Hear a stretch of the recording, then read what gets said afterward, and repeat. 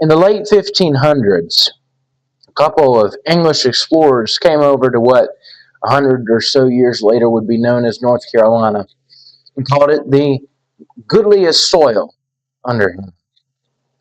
Truly the best land that God had made. I tend to agree with them. I was born and raised in Iredell County, North Carolina.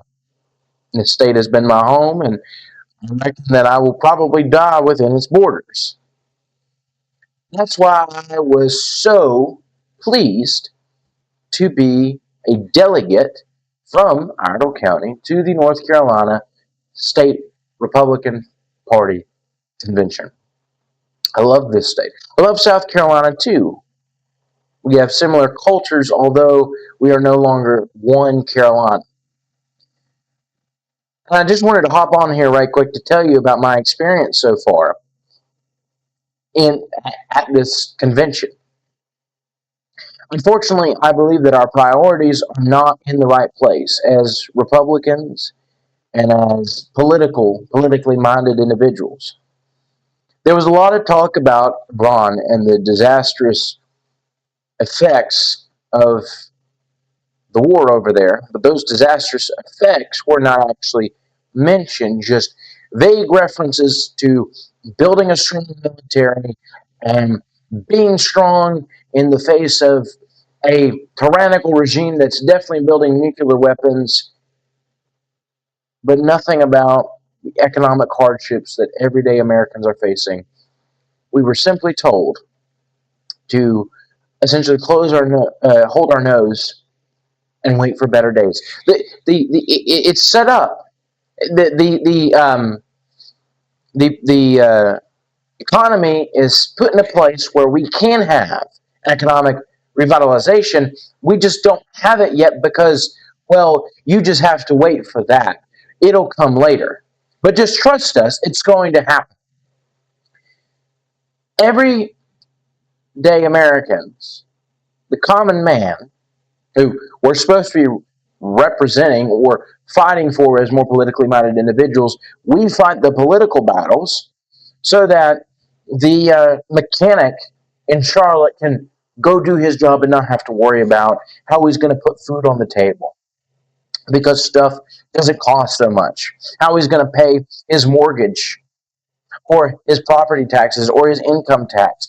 We are here, our elected officials, even more so, are here to fight the battles so that everyday common Americans don't have to, so that they don't have to worry about that. But we live in an era in American history and in American politics where our elected officials, our political leadership, our elite class serves donors. They serve the interest of an elite few, whether that's on Wall Street or here in North Carolina at select donors or even Duke Energy themselves and their monopoly and their monopolization over energy resources in the state of North Carolina. They don't serve the people. They serve the interests of the elites. They serve their own interests. They're more worried about their own net worth going up than bringing the cost of food down, than bringing the cost of houses down. I didn't see that many young people in the room as well. Lots of old individuals, which is perfectly fine. Older people, the older you get, the more politically engaged you tend to get. But the only young people I saw in that room were clearly staffers. And the reason those people are staffers, by and large, because they're waiting for their moment to be coronated. Either a senator, a congressman, a state senator, state house member, maybe a governor, lieutenant governor, whatever it may be. They're waiting for their opportunity to become political swamp creatures themselves. And they already are in a lot of ways. They don't care about you. They don't care about what the rest of us in this generation is going through. They don't worry about that. The only thing they worry about is their electability in 2030, 2032, 2036, whatever it may be. That's the only thing that they're concerned about. That is the crop of young people that now inhabit the Republican Party at this very moment. The people like myself who actually want to fight for the common people, the common man, the good of the common man, so that he can put food on his table, so that he can buy a home, start a family. People like myself are often shunned from these types of gatherings, although they couldn't shun me here. But we are shunned from the halls of power and positions of power, and they are convinced, or they are determined, rather, to make sure that people like myself never hold political power. And they'll say it's for a myriad of different reasons. You're too radical. You're a lunatic. You believe this, that's unacceptable. You believe that, that's unacceptable. You're a neo-Nazi. You're a racist. You're literally Hitler. You're a fascist. None of which are true. The reason that they don't want people like myself running for office actually gaining traction is because I am a fundamental threat to their system. Me gaining notoriety, me gaining political power is a threat to their grip and their control on the political apparatus in the United States. So the only young people I'm seeing in there are waiting for their moment to be coronated as the next congressman, to be handpicked by the congressman they're serving, if they're in their district, to be his successor. They're all jockeying for position. None of them like each other. They're always stabbing each other in the back. Those are the most young people that are in that room. And a bunch of the old people that are in the room are, frankly, out of touch with the issues facing common, everyday working people, and particularly that of young people. Our priorities are not in the right place. There was a lot of talk about the woke ideology of the Democrats. And hey, talk about that all you want. That is something important to talk about. Our adversaries on the left are quite radical and are quite wicked in a lot of ways.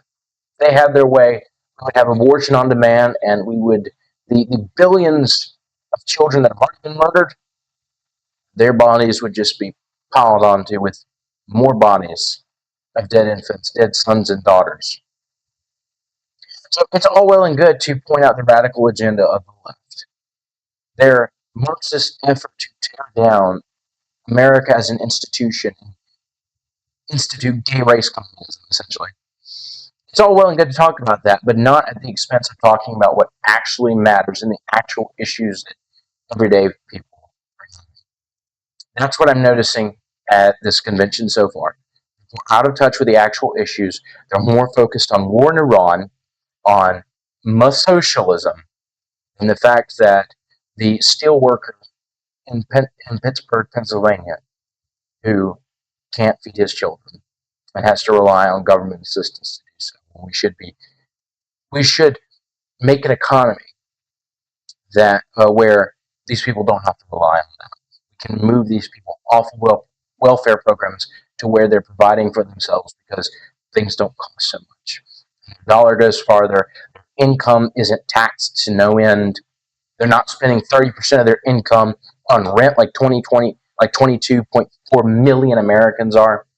Those are the things that actually matter, but they are not the things that are important to the current establishment in either political party, particularly in the Republican Party. And we're going to work to change that. I'm going to do all that I can, and I hope you will join me. Thank you guys so much for watching. These are just a few thoughts I had. I'll probably say more on the show tomorrow night. I'm going to be doing with Zachary Martin, the president of the new Martin Media Company. So I will see you all then. God bless you all. May the peace of Christ go with you.